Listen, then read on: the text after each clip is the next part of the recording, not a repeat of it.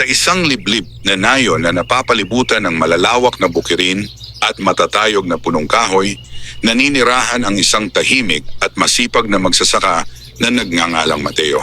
Kilala siya ng mga tao sa kanilang lugar bilang isang taong mabait, matiyaga, at hindi kailanman nag-atubiling tumulong sa kapwa kahit na siya mismo ay kapos sa buhay. Ang kanyang maliit na kubo ay nakatayo sa gilid ng palayan, malapit sa paanan ng isang matandang gubat na matagal nang iniiwasan ng mga tao. Sinasabi ng matatanda na ang gubat na iyon ay tahanan ng mga nilalang na hindi pangkaraniwan. Mga espiritu ng kalikasan, mga duwende at mga nilalang na bihirang makita ng mga ordinaryong tao. Ngunit para kay Mateo, ang gubat ay isa lamang bahagi ng kalikasan na dapat igalang, hindi katakutan. Araw-araw bago pa sumikat ang araw, bumabangon na siya upang magtrabaho sa kanyang maliit na sakahan. 2 lamang ang kanyang kalabaw at isang lumang araro ang kanyang puhunan sa buhay. Ngunit sa kabila ng kahirapan, hindi kailanman nawala sa kanyang puso ang pag-asa.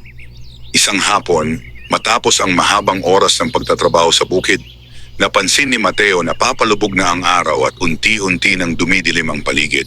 Napagpasyahan niyang dumaan sa gilid ng gubat upang umuwi ng mas mabilis. Tahimik ang paligid. Ang hangin ay malamig at ang mga dahon ng puno ay marahang sumasayaw sa ihip ng hangin. Habang naglalakad siya sa makitid na daan, napansin niya ang kakaibang pakiramdam na tila may nagmamasid sa kanya mula sa kadiliman ng kagubatan. Huminto siya sandali. Pinakinggan niya ang paligid. Wala siyang narinig kundi ang mahinang huni ng mga kuliglig. Ilang hakbang pa ang kanyang ginawa nang biglang may narinig siyang mahina, ngunit mabigat na ungol mula sa loob ng gubat. Napakunot ang kanyang noo. Hindi yun tunog ng karaniwang hayop. May halong sakit ang tunog. Lumapit siya sa gilid ng mga punong kahoy at sinubukang silipin ang pinanggagalingan ng ingay. Muling narinig ang ungol. Mas malinaw na ngayon.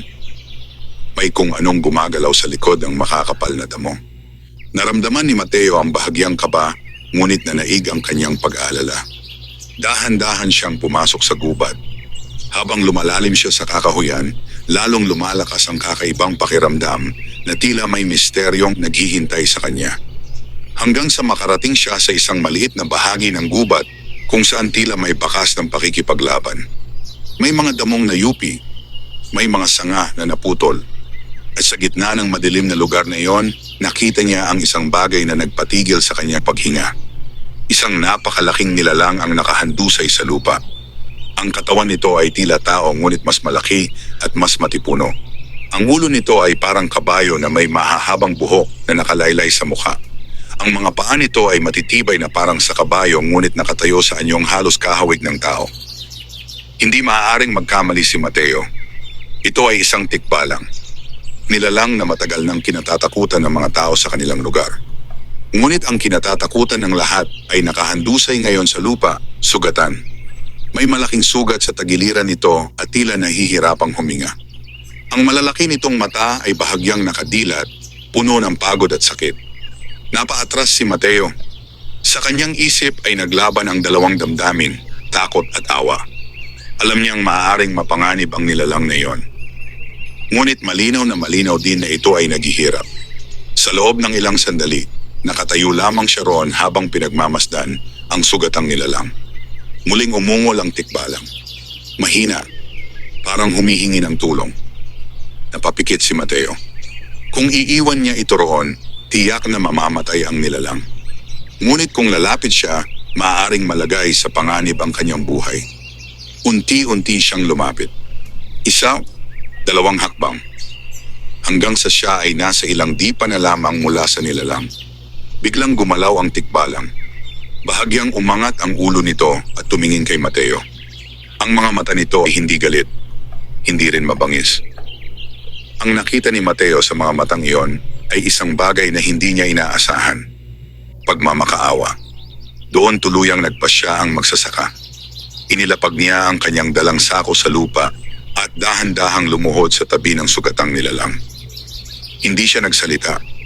Ngunit sa kanyang puso malinaw ang kanyang desisyon. Tutulungan niya ito. Hindi mahalaga kung ano ang kahihinatnan. Hindi mahalaga kung ano ang sasabihin ng ibang tao. Para kay Mateo, ang isang nilalang na nasasaktan ay nararapat tulungan, tao man ito o hindi. Dahan-dahan niyang tiningnan ang sugat ng tikbalang. Malalim ito at tila gawa ng matalim na sandata. Kumuha siya ng malinis na tela mula sa kanyang bag at sinubukang pigilan ang pagdurugo. Tahimik lamang ang tikbalang habang ginagawa niya iyon.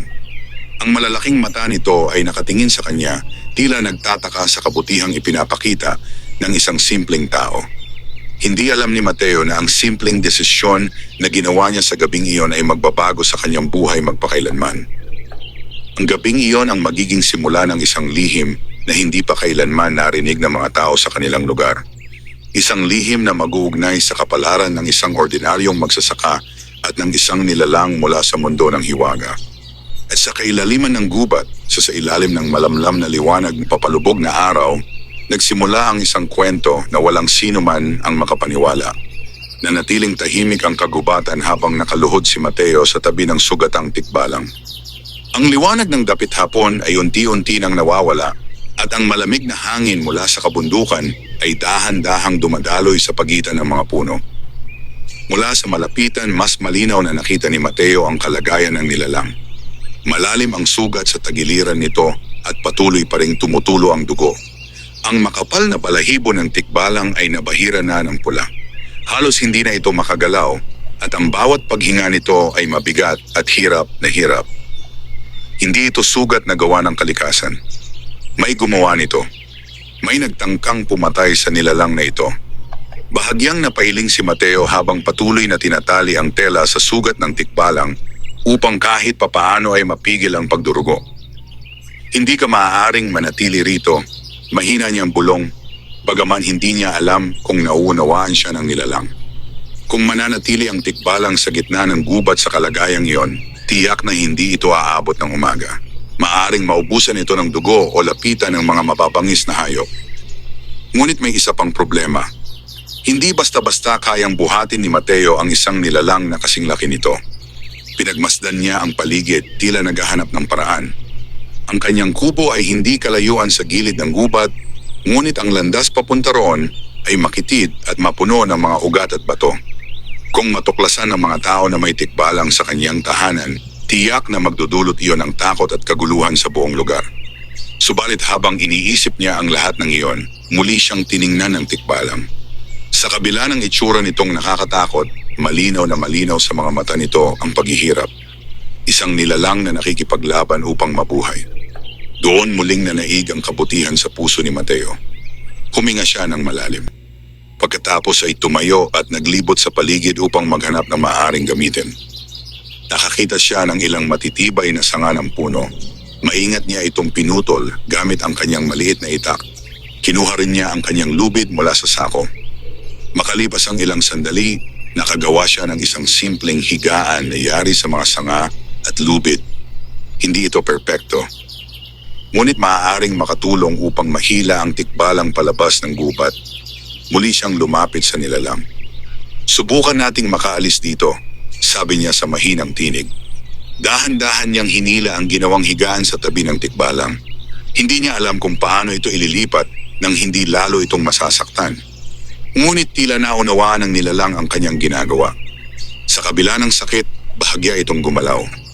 Unti-unti nitong iniangat ang katawan at pilit na inilapag ang sarili sa ginawang higaan. Napahinto si Mateo. Hindi niya inaasahan iyon. Ang tikbalang ay tila nagtitiwala sa kanya. Tahimik lamang silang nagkatinginan sa loob ng ilang sandali. Pagkatapos ay hinawakan ni Mateo ang lubid sa harap ng higaan at nagsimulang hilahin ito palabas ng gubat. Hindi madali ang gawain.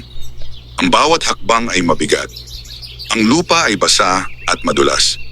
Paminsan-minsan ay kailangang tumigil si Mateo upang makahinga at muling mag-ipon ng lakas. Sa likod niya ay maririnig ang mahina ngunit matiyagang paghinga ng tikbalang. Ang gabi ay tuluyan ng bumaba sa kagubatan. Ang liwanag ng buwan lamang ang nagbibigay ng kaunting tanglaw sa kanilang daan. Sa kabila ng pagod, hindi tumigil si Mateo. Alam niyang bawat sandaling lumilipas ay mahalaga para sa buhay ng nilalang na kanyang tinutulungan. Sa wakas, matapos ang mahabang paghila sa makitid na landas, nakita niya ang gilid ng gubat. Sa di kalayuan ay tanaw na ang kanyang maliit na kubo. Ang mga palayan sa paligid nito ay tahimik at walang ibang tao sa oras na iyon ng gabi. Nagpasalamat siya sa pagkakataong walang nakakita sa kanila. Dahan-dahan niyang hinila ang higaan hanggang sa makarating sila sa likod ng kanyang kubo. Doon niya ipinasok ang tikbalang sa isang maliit na kamalig na karaniwang ginagamit niya para sa mga kagamitan sa bukid. Tahimik niyang isinara ang pintuan. Sa loob ng kamalig ay madilim ngunit ligtas. Naglagay si Mateo ng ilang tuyong dayami upang gawing higaan ng nilalang. Pagkatapos ay maingat niyang tinanggal ang pansamantalang benda sa sugat ng tikbalang. Mas malinaw na ngayon ang sugat sa ilalim ng liwanag ng kanyang maliit na lampara. Malalim ito. Ngunit hindi pa huli ang lahat. Mabilis siyang lumabas at pumunta sa gilid ng bakuran kung saan tumutubo ang ilang halamang gamot na itinuro sa kanya noon ng kanyang ina. Kumuha siya ng dahon at ugat na kilala sa kanilang lugar bilang pampahinto ng pagdurugo at pampagaling ng sugat. Dinurog niya ang mga ito sa isang maliit na bato at hinaluan ng kaunting tubig. Pagbalik niya ito sa kamalig, tahimik pa ring nakahiga ang tikbalang. Pagod na pagod ito.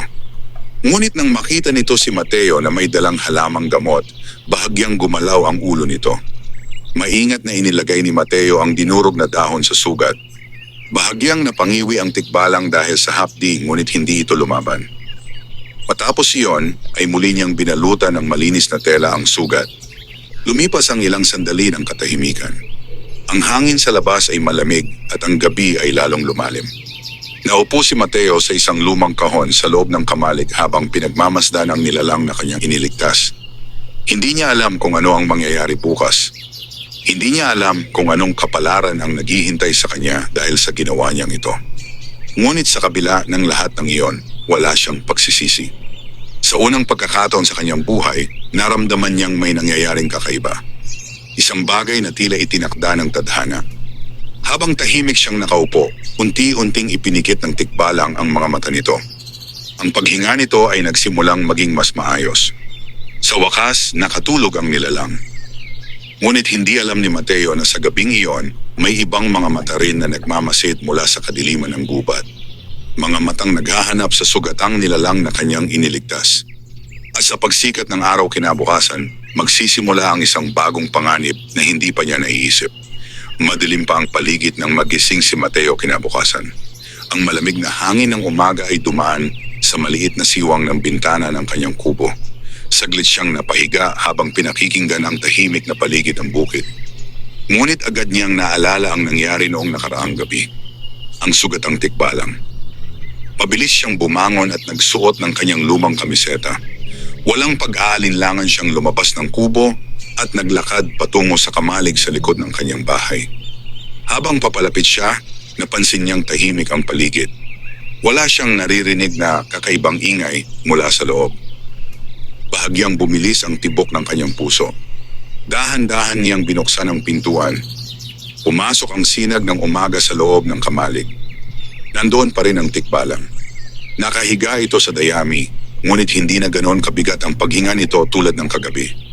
Ang mga balikat nitong malapad ay marahang gumagalaw sa bawat paghinga.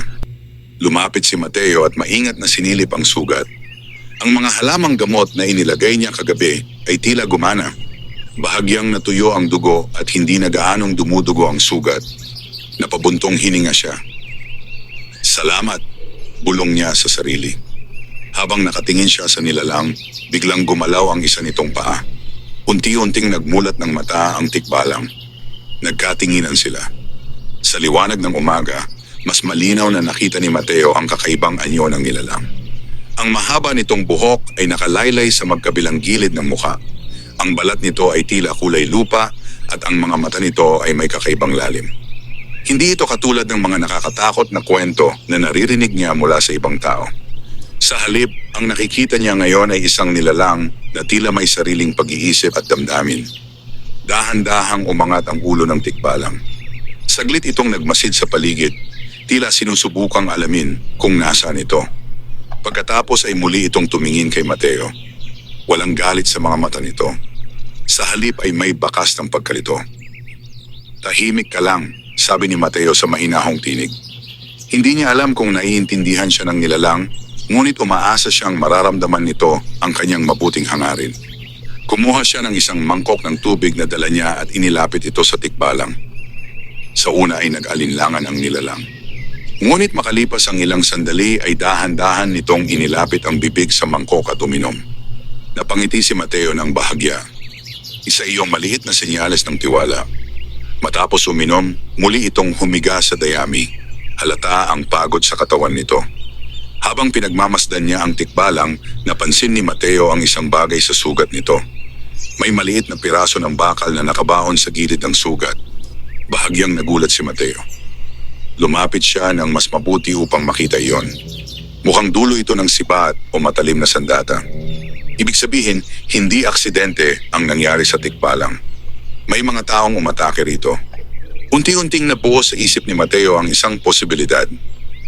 May mga mangangaso sa kanilang lugar na kilalang naghahanap ng mga kakaibang nilalang sa kagubatan. Para sa kanila, ang pagpatay sa isang nilalang ng gubat ay karangalan. Kung sila ang may gawa nito, tiyak na hindi pa sila titigil. Hahanapin nila ang tikbalang hanggang sa makita nila ito. Napalingon si Mateo sa direksyon ng gubat na tanaw mula sa likod ng kanyang bahay. Bigla siyang nakaramdam ng kaba.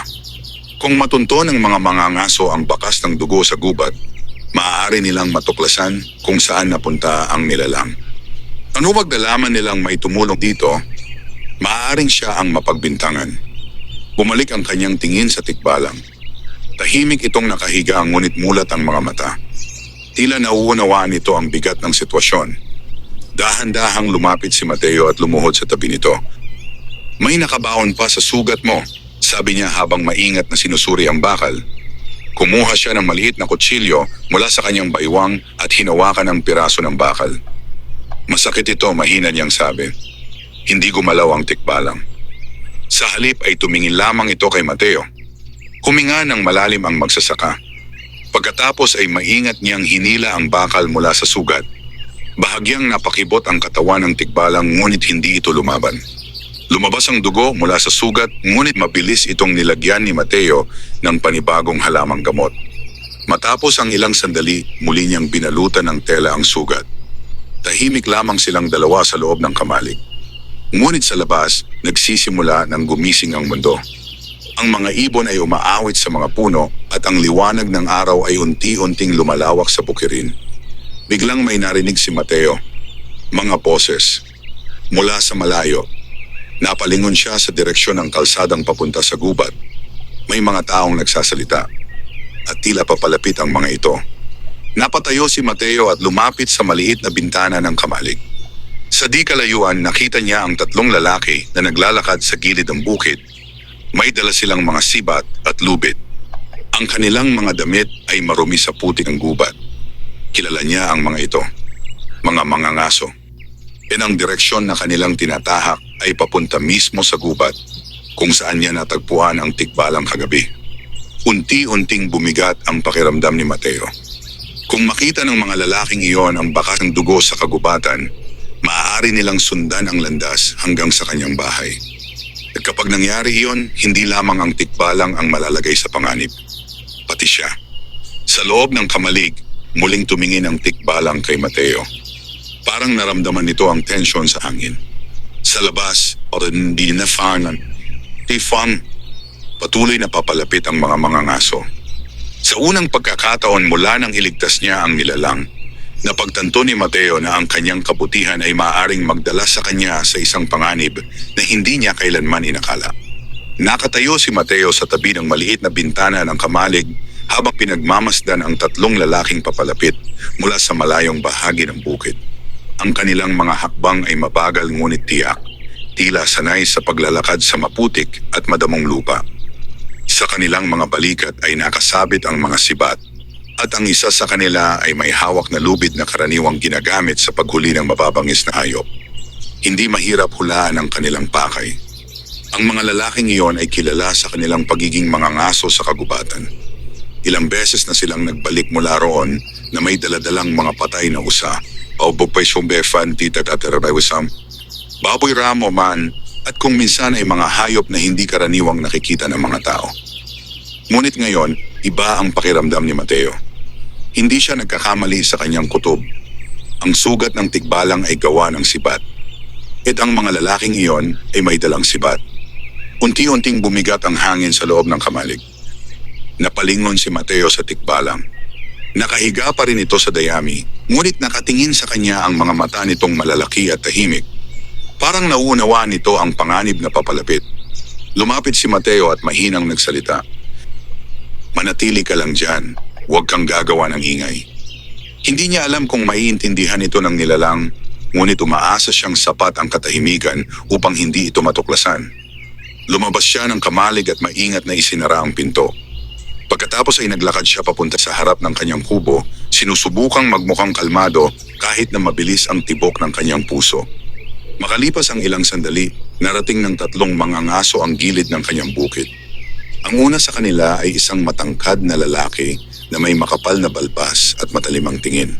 Ang kanyang mga mata ay tila laging nagmamasid sa paligid, naghahanap ng anumang kakaiba. Sa likod niya ay ang 2 mas batang lalaki na may mga dalang sibat at sako. Kuminto sila ilang hakbang mula kay Mateo. Tila maaga kang nagising, sabi ng matangkad na lalaki habang sinusuri ang paligid ng bukid. Ganyan naman talaga kapag magsasaka, sagot ni Mateo sa payak na tinig. Sandaling nagkaroon ng katahimikan. Ang mga mata ng mga ngaso ay gumala sa paligid ng bahay, sa kamalig at sa gilid ng bukid. Tila dumaan ka sa gubat kagabi, sabi ng isa sa mga kasamahan nito. Bahagyang nanikip ang dibdib ni Mateo ngunit hindi niya ipinakita iyon sa kanyang mukha. Minsan dumadaan ako roon kapag pauwi galing sa bukid, sagot niya. Lumapit ng kaunti ang matangkad na mga ngaso. May hinahabol kaming nilalang, sabi nito. Isang tikbalang. Bahagyang tumigil ang mundo sa pandinig ni Mateo. Hindi siya nagsalita. Pinagpatuloy ng lalaki ang kanyang paliwanag. Kagabi namin ito nasugatan sa gubat. Malakas ang nilalang na iyon kaya nakatakas. Pero siguradong hindi ito nakalayo. Ang 2 kasama nito ay nagsimulang tumingin sa lupa, tila naghahanap ng bakas. May nakita kaming dugo sa loob ng gubat, dagdag ng isa. Sinusundan namin ang bakas. Mabigat ang pakiramdam ni Mateo habang nakikinig. Alam niyang kung may bakas ng dugo na umabot sa gilid ng gubat, maaaring sundan iyon ng mga mangangaso hanggang sa kanyang bahay. Tahimik siyang nag-isip ng sasabihin. Wala akong nakitang tikbalang, sabi niya sa mahinahong tinig. Ang matangkad na lalaki ay hindi agad sumagot. Sa halip ay tumingin lamang ito kay Mateo. Parang sinusuri kung nagsasabi siya ng totoo. Pagkatapos ay ngumiti ito ng bahagya. Kung may makita ka, sabi nito, sabihin mo sa amin.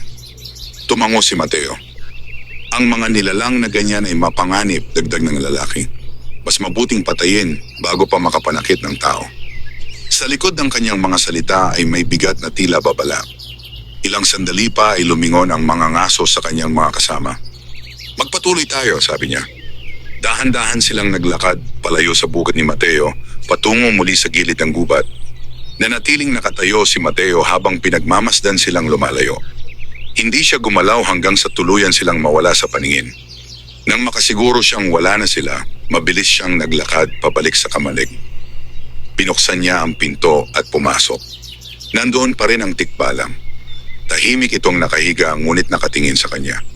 Umupo si Mateo sa tabi nito at napabuntong hininga. Hinahanap ka nila, sabi niya. Sa unang pagkakataon, tila may kakaibang pagbabago sa mga mata ng tikbalang. Hindi na lamang ito puno ng sakit. May bakas na ng matinding pag-iingat. At sa sandaling iyon, napagtanto ni Mateo na ang nilalang na kanyang tinulungan ay hindi lamang isang sugatang hayop ng kagubatan. Ito ay bahagi ng isang mas malaking lihim na matagal nang nakatago sa mundo ng mga tao. Isang lihim na unti-unti nang lumalapit sa kanyang buhay. Sa labas ng kanyang kubo, muling tahimik ang bukid. Ngunit sa kailaliman ng gubat, ang mga mangangaso ay patuloy na naghahanap. And hindi sila titigil hanggat hindi nila natatagpuan ang kanilang hinahabol. Tahimik ang loob ng kamalig matapos isara ni Mateo ang pinto. Ang mahinang liwanag ng umaga ay pumapasok lamang sa mga maliit na siwang sa kahoy na dingding, nagbibigay ng mapusyaw na liwanag sa loob. Umupo si Mateo sa tabi ng tikbalang habang pinagmamasdan ang sugat nito. Ang tela na ibinalot niya kanina ay bahagyang namumula pa rin, ngunit hindi na kasing lala ng pagdurugo noong nakaraang gabi. Isang senyales iyon na unti-unti nang gumagaling ang nilalang. Gayunpaman, alam ni Mateo na hindi pa tapos ang panganib. Ang mga mangangaso ay malapit lamang. At kung sakaling magpasya silang bumalik at maghalughog sa paligid ng kanyang bahay, maaaring matuklasan nila ang lihim na kanyang itinatago. Napabuntong hininga siya habang iniisip ang mga maaaring mangyari. Biglang gumalaw ang tikbalang. Unti-unti nitong iniangat ang ulo at sumandal sa dingding ng kamalig. Ang malapad nitong balikat ay bahagyang nanginginig pa rin dahil sa kahinaan. Lumapit si Mateo. "Dahan-dahan lang," sabi niya sa mahinang tinig. Tahimik lamang na tumingin sa kanya ang tikbalang. Sa sandaling iyon, napansin ni Mateo ang kakaiba sa mga mata nito. Hindi ito tulad ng mga hayop na nakikita niya sa gubat. May talino, may pag-unawa. Tila may mga bagay itong nais iparating. Dahan-dahang iniabot ni Mateo ang isa pang mangkok ng tubig. Tinanggap ito ng tikbalang at muling uminom. Pagkatapos ay nagkaroon ng mahabang katahimikan sa pagitan nila. Habang pinagmamasdan niya ang nilalang, biglang may naalala si Mateo mula sa mga kwento ng kanyang lola noong siya ay bata pa. Ayon sa matatanda, ang mga tikbalang ay hindi lamang mga halimaw ng kagubatan. Sila raw ay mga bantay ng kalikasan. Mga nilalang na matagal nang naninirahan sa kagubatan bago pa dumating ang mga tao. At bagaman bihira silang makita, sinasabi ng ilang matatanda na ang mga tikbalang ay marunong umunawa sa wika ng tao. Napatingin si Mateo sa tikbalang. "Kung naiintindihan mo ako," sabi niya, "ikaw ay ligtas dito." Hindi siya sigurado kung may mangyayari. Ngunit matapos ang ilang sandali, bahagyang yumuko ang ulo ng tikbalang. Napahinto si Mateo. Hindi iyon mukhang simpleng galaw lamang. Parang tugon iyon sa kanyang sinabi. Unti-unting lumakas ang kutob ni Mateo na ang nilalang na kanyang tinulungan ay talagang nakauunawa. Maya-maya ay inangat ng tikbalang ang isa nitong kamay. Malaki at matibay ang kamay nito, ngunit hindi ito gumalaw ng agresibo. Sa halip, dahan-dahan nitong itinuro ang sugat sa tagiliran. Pagkatapos ay tumingin muli kay Mateo. Parang humihingi ng tulong. Tumango si Mateo. "Papagalingin natin iyan," sabi niya. Muli siyang lumabas ng kamalig upang kumuha ng sariwang halamang gamot mula sa kanyang bakuran. Habang naglalakad siya, hindi niya maiwasang mag-isip tungkol sa kakaibang pangyayaring ito. Kung totoo ang kanyang hinala, ang tikbalang na nasa kanyang kamalig ay hindi lamang isang nilalang ng gubat. Ito ay isang nilalang na may sariling pag-iisip. Isang nilalang na maaring maging kaibigan o kaaway ng mga tao. Pagbalik niya sa kamalig, nakita niyang nakaupo na ang tikbalang sa dayami. Bagaman hirap pa rin itong gumalaw, tila may kaunting lakas na itong bumalik. Maingat na nilinis ni Mateo ang sugat. Inalis niya ang lumang benda at pinalitan ito ng bagong halamang gamot at tela. Tahimik lamang ang tikbalang habang ginagawa niya iyon. Paminsan-minsan ay napapapikit ito dahil sa hapdi, ngunit hindi ito gumalaw upang pigilan si Mateo. Matapos ang ilang sandali, natapos din ang pag-aalaga niya sa sugat. Umupo si Mateo sa tabi nito. Sa unang pagkakataon mula nang magkita sila, ramdam niya ang kakaibang kapayapaan sa pagitan nilang dalawa. Hindi na ganoon kalaki ang takot sa kanyang puso. Sa halip, may unti-unting nabubuong tiwala. Biglang may narinig silang tunog mula sa malayo. Mga yabag. Napalingon si Mateo sa pintuan ng kamalig. May mga taong naglalakad muli sa labas ng kanyang bakuran. Mas marami ngayon. Mabilis siyang tumayo at sumilip sa maliit na siwang ng pinto. Ang kanyang hinala ay tama. Ang mga mangangaso ay bumalik. Hindi na sila tatlo lamang.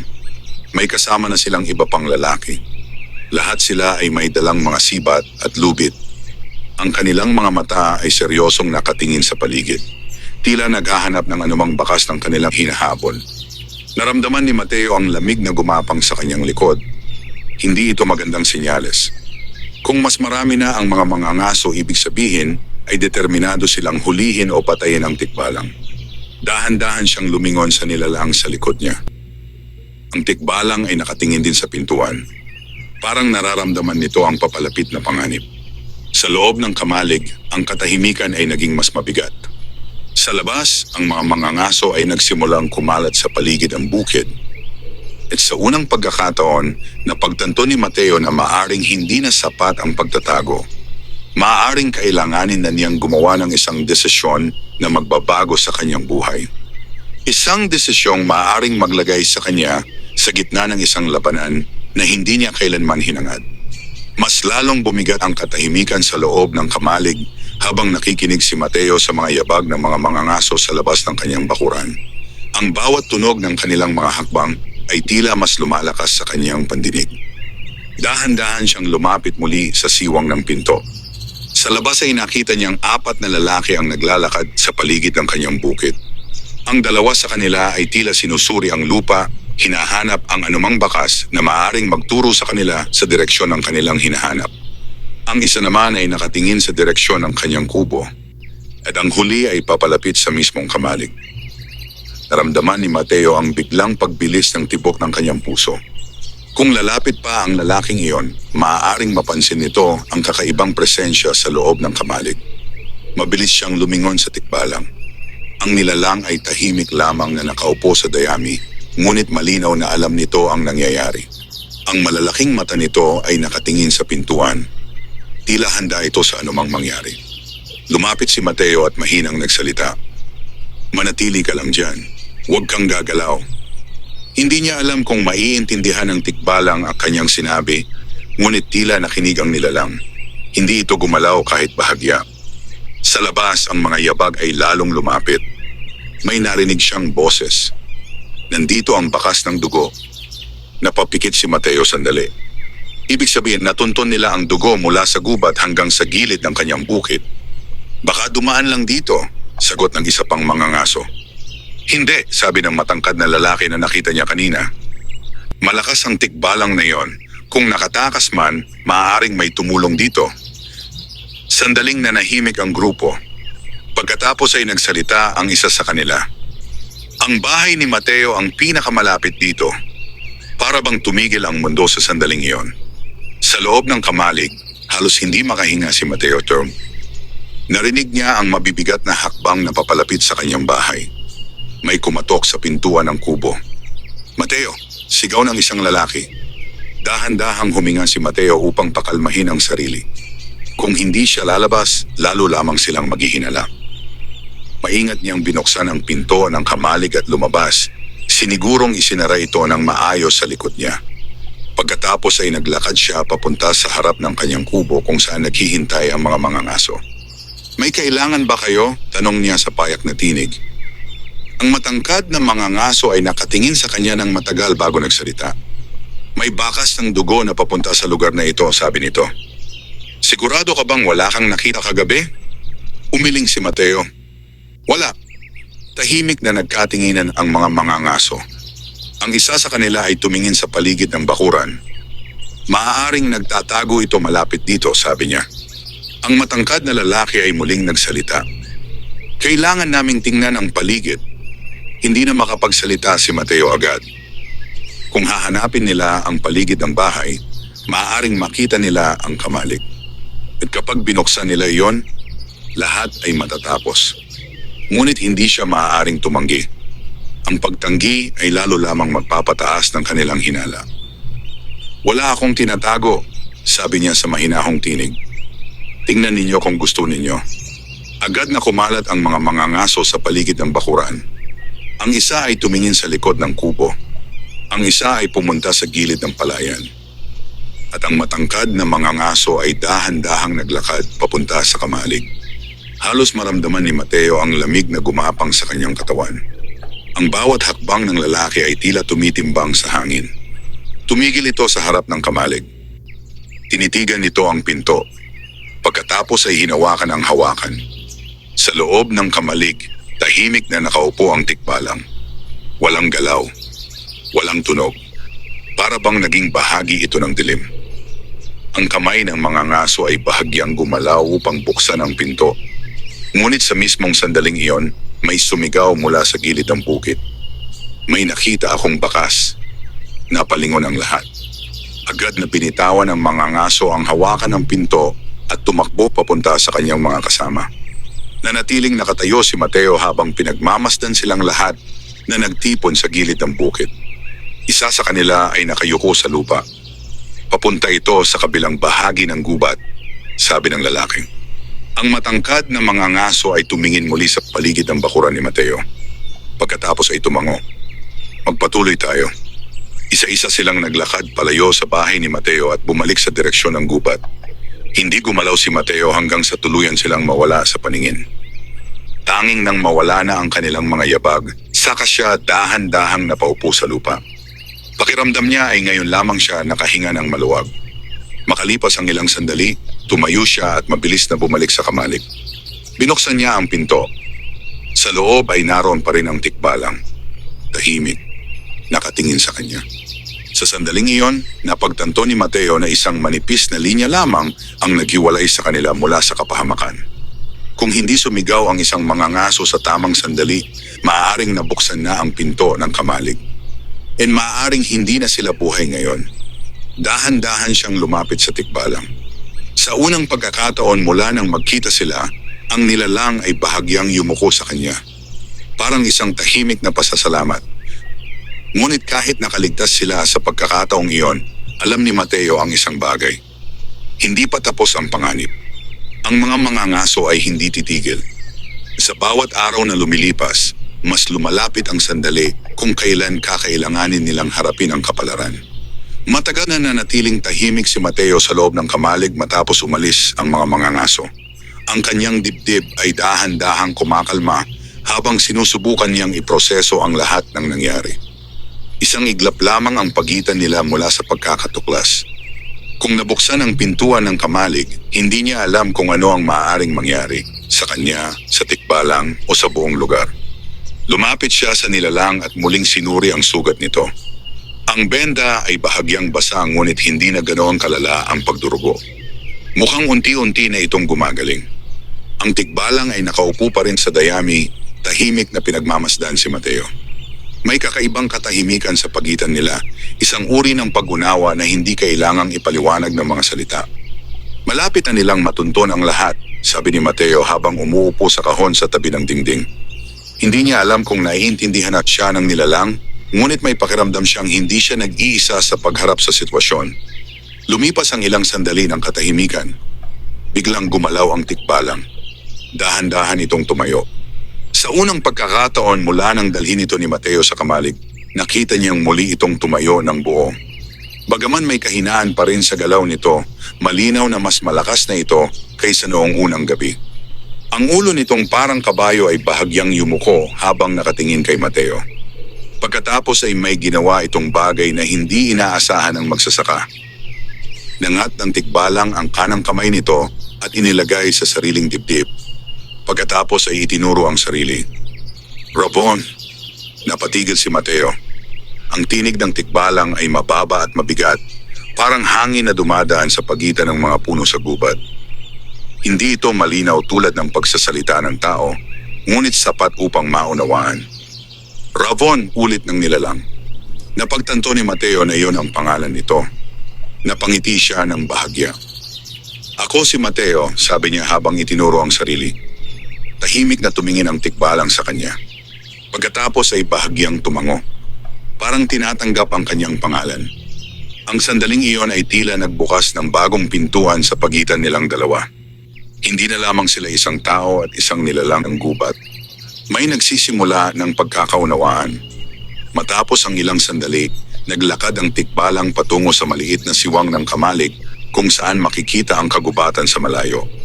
Tahimik itong tumingin sa direksyon ng mga matataas na puno. Sa mga mata nito ay may kakaibang lungkot. Napansin niyo ni Mateo. Gusto mong bumalik sa gubat, sabi niya. Hindi agad sumagot ang tikbalang. Ngunit makalipas ang ilang sandali ay tumango ito ng marahan. Huminga ng malalim si Mateo. Alam niyang iyon ang natural na lugar ng nilalang. Ngunit hindi pa ito ganap na magaling. Higit sa lahat, may mga mangangaso pa rin sa paligid. Habang iniisip niya iyon, muling nagsalita ang tikbalang. Mahina ngunit malinaw. Bantay. Napakunot ang noo ni Mateo. Hindi niya agad naunawaan ang ibig sabihin. Pagkatapos ay itinuro ng tikbalang ang kagubatan sa malayo. Bantay ng gubat. Unti-unting nagkaroon ng kahulugan ang mga salita. Naalala ni Mateo ang mga kwento ng matatanda. Ang mga tikbalang daw ay hindi lamang mga nilalang na nananakot sa tao. Sila ay mga tagapangalaga ng kagubatan, mga bantay na nagpapanatili ng balanse ng kalikasan. Kung totoo yon, ang nilalang na nasa kanyang kamalig ay hindi lamang isang hayop na nasugatan ng mga mangangaso. Isa itong mahalagang bahagi ng kagubatan, isang tagapangalaga. Kung mawala ka, mahina niyang sabi, maaapektuhan ang gubat. Tahimik na tumingin ang tikbalang sa kanya. Hindi ito nagsalita. Ngunit sapat na ang katahimikan nito upang maunawaan ni Mateo ang bigat ng sitwasyon. Kung magtagumpay ang mga mangangaso na patayin ang nilalang na ito, maaaring mawala ang isang mahalagang bantay ng kagubatan. At kung mangyari iyon, may manen ng ama ni, maaaring magbago ang lahat. Habang iniisip niya iyon, biglang may narinig silang tunog mula sa malayo. Isang mahinang sigaw mula sa direksyon ng gubat. Napalingon si Mateo sa siwang ng kamalig. Sa di kalayuan ay may usok na bahagyang umaangat mula sa pagitan ng mga puno. Parang may mga taong nagsisiga sa loob ng kagubatan. Unti-unting bumigat ang pakiramdam ni Mateo. Kung ang mga mangangaso ay nagtatayo ng kampo sa gubat, ibig sabihin ay hindi sila aalis agad. Maghahanap sila hanggat hindi nila natatagpuan ang tikbalang. At habang tumatagal, lalong nagiging mapanganib ang sitwasyon. Lumapit si Mateo sa pintuan ng kamalig at tumingin muli sa gubat. Pagkatapos ay pumaling siya kay Ravon. Sa sandaling iyon, malinaw na sa kanya ang isang bagay. Hindi na lamang ito simpleng pagtulong sa isang sugatang nilalang. Nasa gitna na siya ng isang mas malaking laban. Isang laban sa pagitan ng kasakiman ng tao at ng lihim na mundo ng kagubatan. Sa laban na iyon, tila siya ang nag-iisang tao na handang tumayo sa pagitan. Lumipas ang maghapon sa isang mabigat na katahimikan sa paligid ng bukid ni Mateo. Mula sa maliit na siwang ng kamalig, paminsan-minsan niyang nakikita ang usok na patuloy na umaangat mula sa loob ng kagubatan. Ibig sabihin ay nananatili pa rin doon ang mga mangangaso. Hindi sila umaalis. Tila determinado silang hanapin ang kanilang nasugatang biktima. Sa loob ng kamalig, tahimik na nakaupo si Rabon habang nakasandal sa dingding. Ang kanyang sugat ay mas maayos na ngayon at bagaman may kahinaan pa rin sa kanyang katawan, malinaw na unti-unti na siyang nakakabawi ng lakas. Lumapit si Mateo upang muling tingnan ang benda sa sugat nito. Mas mabuti na ang lagay mo, sabi niya habang maingat na inaayos ang tela. Tahimik lamang na tumingin sa kanya si Rabon. Sa mga mata nito ay may kakaibang pag-unawa. Parang alam nitong hindi lamang ang sugat ang kanilang problema. Sa labas ng kamalig, nagsisimula ng magkulay kahel ang langit. Ang araw ay unti-unti nang lumulubog sa likod ng kagubatan. Yun ang sandaling matagal nang hinihintay ni Mateo. Lumabas siya ng kamalig at sinuri ang paligid ng kanyang bukid. Tahimik ang lugar. Wala siyang nakikitang tao sa malapit.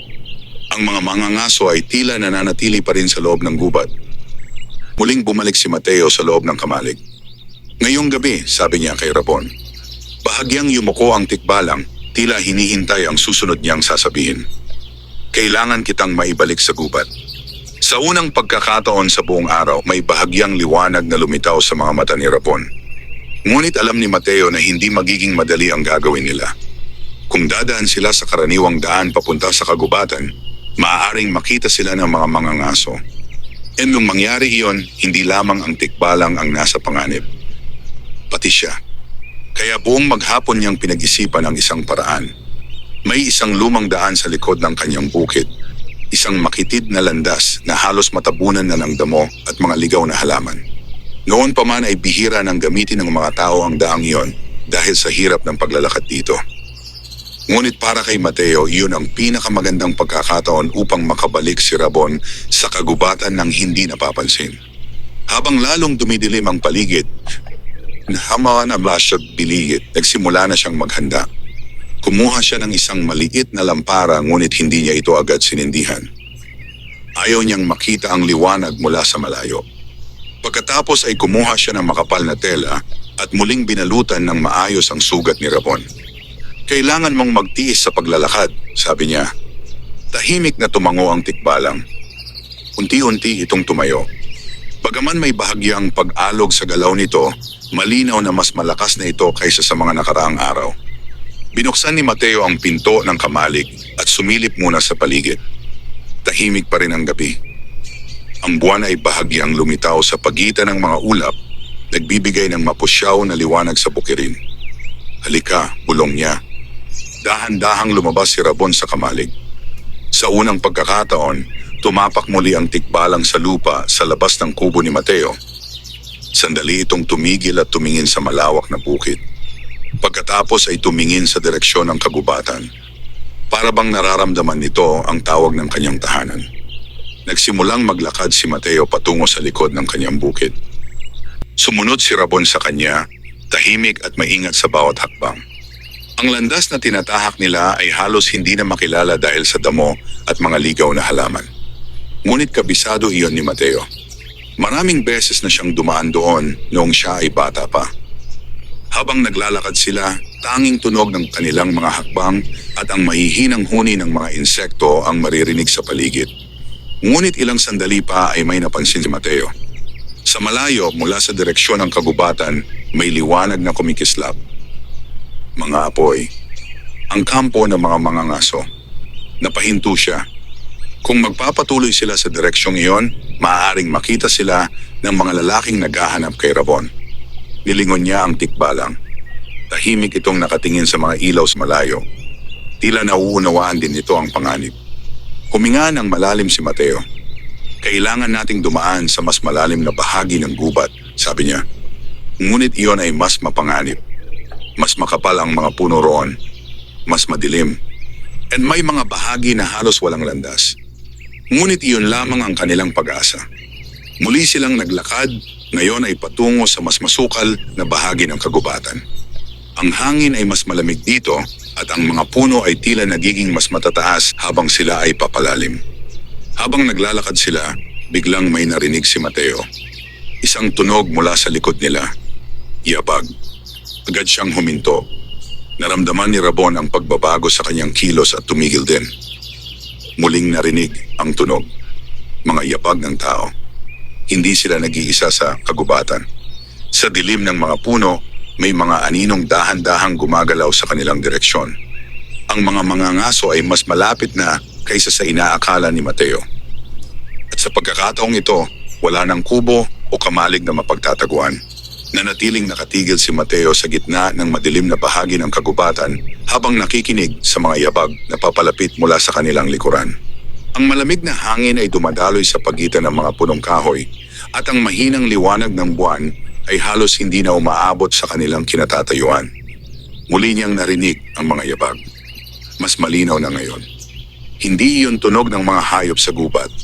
Mga tao iyon. Dahan-dahan siyang lumingon kay Rabon. Ang tigbalang ay nakatayo sa likod niya, nakatingin sa parehong direksyon ng pinanggagalingan ng tunog. Ang matatalim nitong mata ay tila sanay sa dilim ng kagubatan. May sumusunod sa atin, mahina niyang sabi. Tahimik na tumango si Rabon. Tila matagal na nitong naramdaman ang presensya ng mga mangangaso. Huminga ng malalim si Mateo habang mabilis na nag-iisip ng dapat gawin. Kung tatakbo sila ng direkta sa kagubatan, maaaring marinig ng mga mangangaso ang kanilang mga hakbang. Ngunit kung mananatili sila roon, tiyak na matatagpuan sila. Sa sandaling iyon ay naalala niya ang isang bahagi ng kagubatan na minsan na niyang napuntahan noong kabataan niya. May maliit na bangin sa loob ng gubat kung saan dumadaloy ang isang makitid na sapa.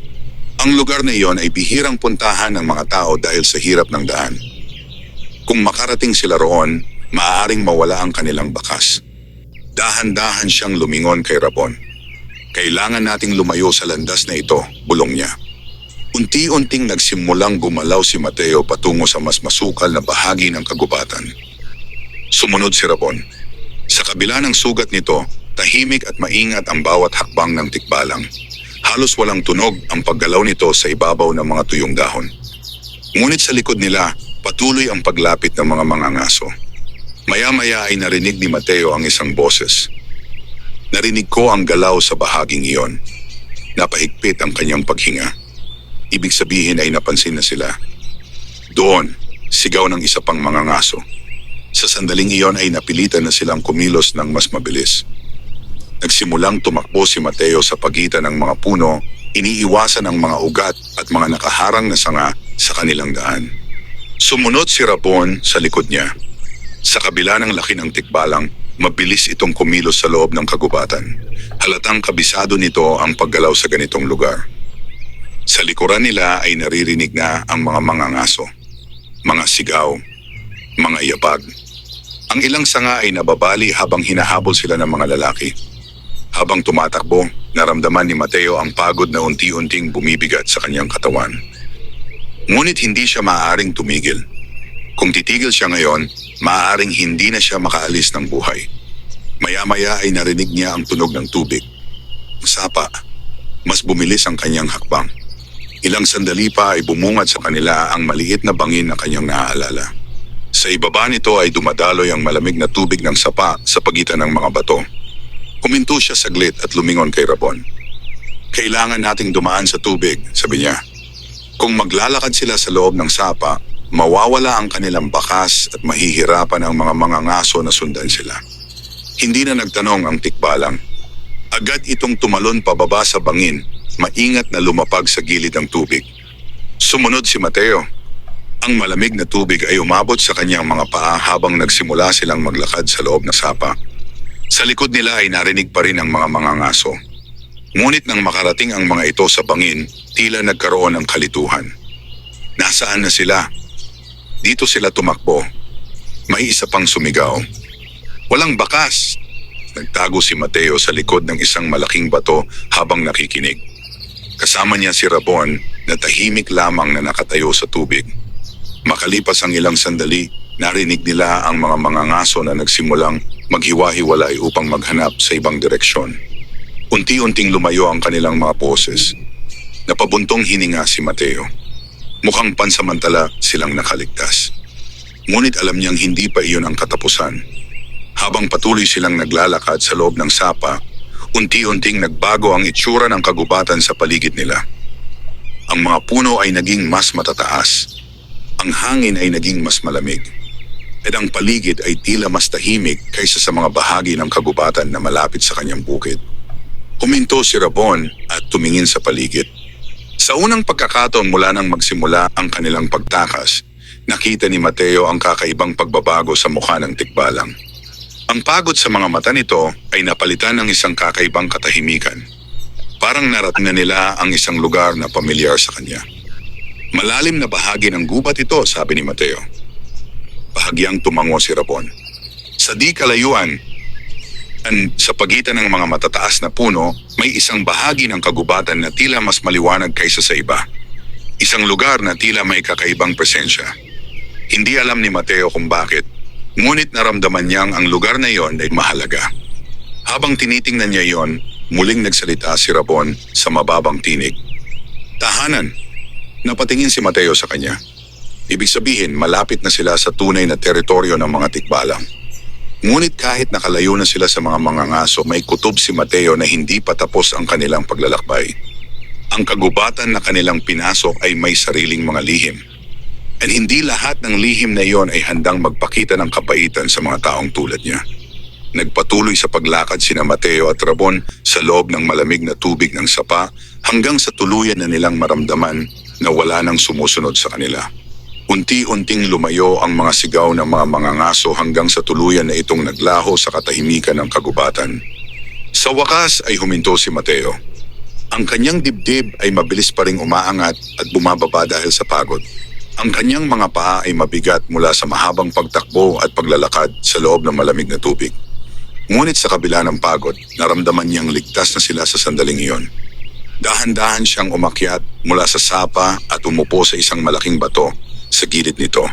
Pinunasan niya ang pawis sa kanyang noo habang sinusubukang bawiin ang lakas. Si Rabon ay umakyat din mula sa tubig at tumayo sa pagitan ng mga puno. Tahimik ang paligid.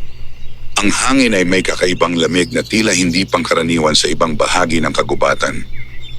Habang nakaupo si Mateo, napansin niyang ang mga puno sa kanilang paligid ay mas matatanda at mas matatayog kaysa sa mga punong malapit sa kanyang bukid. Ang kanilang mga sanga ay halos nagsasalubong sa itaas na para bang bumubuo ng isang natural na bubong sa ibabaw ng kagubatan. Ang liwanag ng buwan ay dumaraan lamang sa maliliit na pagitan ng mga dahon. Ngunit sa gitna ng kagubatan, May isang lugar na tila may sariling liwanag. Napansin iyon ni Mateo at dahan-dahan siyang tumayo. Ravon, mahina niyang tawag. Ang tikbalang ay nakatingin na rin sa parehong direksyon. Ang liwanag na iyon ay hindi mula sa apoy o lampara. Ito ay parang malambot na liwanag na nagmumula sa lupa at sa paligid ng mga puno. Unti-unti silang lumapit. Habang papalapit sila sa lugar na iyon, lalong nagiging kakaiba ang pakiramdam ng paligid. Ang hangin ay tila mas sariwa.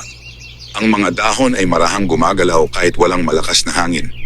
At ang katahimikan ng kagubatan ay tila may kasamang malalim na kapayapaan. Pagdating nila sa gitna ng lugar na iyon, nakita ni Mateo ang isang maliit na bukas na bahagi ng kagubatan. Sa gitna nito ay may isang napakalaking puno. Ang puno ay napakatanda na tila ilang daang taon na itong nakatayo roon. Ang mga ugat nito ay nakaangat sa lupa at ang katawan nito ay makapal at matibay. Sa paligid ng puno ay may mga halamang may mahinang liwanag. Parang mga bituin na bumagsak sa lupa. Huminto si Rabon sa harap ng malaking puno. Dahan-dahan itong lumuhod. Napagtanto ni Mateo na ito ay isang lugar na mahalaga sa mga nilalang ng kagubatan. Marahil ito ang sentro ng kanilang teritoryo. Tahanan, muling sabi ni Rabon. Ngayon ay mas malinaw na kay Mateo ang kahulugan ng salitang iyon. Ito ang lugar kung saan nagmumula ang lakas ng kagubatan. Ang puso ng gubat. Habang nakatingin si Mateo sa paligid, biglang may naramdaman siyang kakaibang init sa hangin. Ang mga dahon ng puno ay marahang gumalaw. Ang mahinang liwanag mula sa mga halaman ay tila lumakas. At sa gitna ng katahimikan, may isang pakiramdam na tila may mga mata na nagmamasid mula sa paligid. Hindi niya nakikita ang mga ito, ngunit nararamdaman niya ang kanilang presensya. Mga espiritu ng kagubatan. Mga nilalang na matagal nang naninirahan sa lugar na iyon. Unti-unting tumayo si Rabon at lumapit kay Mateo. Ang kanyang malalaking mata ay tahimik na nakatingin sa magsasaka. Pagkatapos ay inilagay nito ang kamay sa balikat ni Mateo. Isang simpleng kilos. Ngunit sapat upang maunawaan ni Mateo ang kahulugan. Pasasalamat. Sa sandaling iyon ay biglang umihip ang malamig na hangin sa paligid ng malaking puno. Ang mga dahon ay marahang kumaluskos. At mula sa isa sa mga ugat ng puno may isang maliit na bagay na nahulog sa lupa sa harap ni Mateo. Napatingin siya. Ito ay isang maliit na bato na may kakaibang kulay. Ang bato ay bahagyang kumikinang sa ilalim ng liwanag ng mga halaman sa paligid. Kinuha ito ni Mateo at maingat na hinawakan. Agad niyang naramdaman ang kakaibang init mula rito. Parang may buhay ang bato.